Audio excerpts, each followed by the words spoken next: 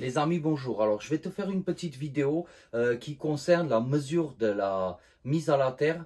Mais juste, je vais te présenter aujourd'hui dans cette vidéo un appareil que j'ai moi en ma possession, qui est un modèle entre guillemets un peu haut de gamme, qui est plus dirigé vers un public plutôt professionnel au vu de son prix d'achat qui se situe entre 350 et 380 euros à peu près. Ça peut aller un peu plus comme ça peut aller un peu moins. Donc moi, cet appareil là, pour ma part, c'est l'un des meilleurs, j'ai bien dit, pas le meilleur, l'un des meilleurs dans sa catégorie et l'un des plus précis. Alors il s'agit du Kaatu DT300, voilà, qui se présente comme ça. Le Kaatu DT300 va te permettre de lire la valeur de la terre, sachant qu'en France on doit être en dessous, égal ou en dessous de 100 ohms. Alors ensuite, le Kaatu, il est aussi livré avec cette rallonge là, tu vois, qui va te permettre de mesurer la continuité de la terre et la machine. Tu reçois ces deux produits quand tu achètes le pack d'entrée du Kaatu, sachant que tu pourras par la suite, je te montrerai dans d'autres vidéos par la suite, pour pouvoir l'équiper avec une perche et compagnie. Donc le Kaatu, comment ça se présente? C'est un appareil qui va permettre de mesurer déjà digitalement la valeur de la terre, la valeur exacte de la terre au ohm près. Et en plus, il va permettre de te dire ta tension. Est-ce que la terre est raccordée? Est-ce que la terre n'est pas raccordée? Si la terre est raccordée, est-ce que sa valeur est bonne?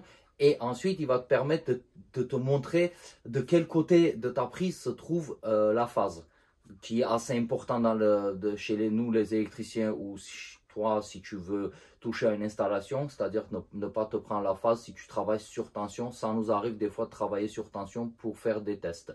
Donc, ce qu'on va faire, c'est que on va aller à une prise, je vais te montrer comment ça fonctionne. Je vais te montrer pour que tu vois un petit peu comment lire et comprendre le cadran du Kaatu DT300 qui est celui-ci. Voilà, je te montre de plus près, comme ça au moins tu vois bien.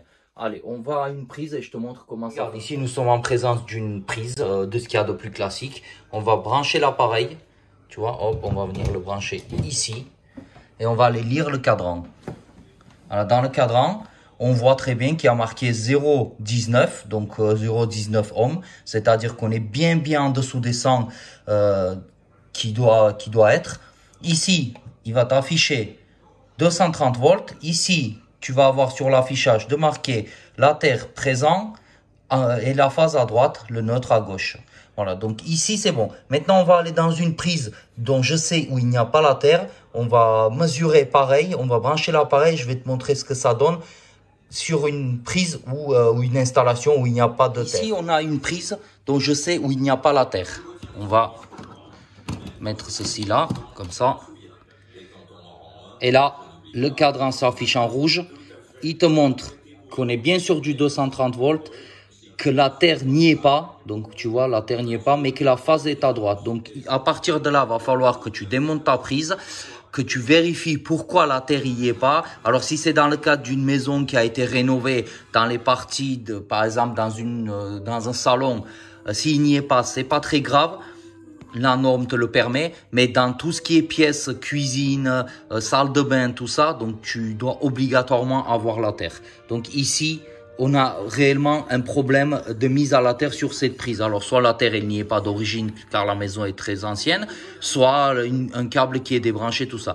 Dans ce cas-là, moi, je sais que cette prise, c'est moi qui l'avais posée. Bon, là, il y a eu une rénovation assez, entre parenthèses, mal faite.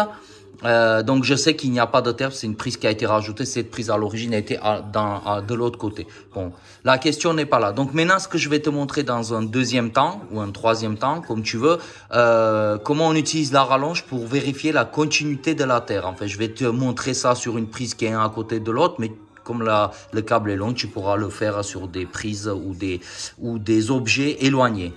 Allez, maintenant, ce que tu vas faire, tu vas venir brancher ta rallonge ici, c'est tout simple. Tu vas venir brancher ta prise. Imaginons que cette prise-là est loin, d'accord?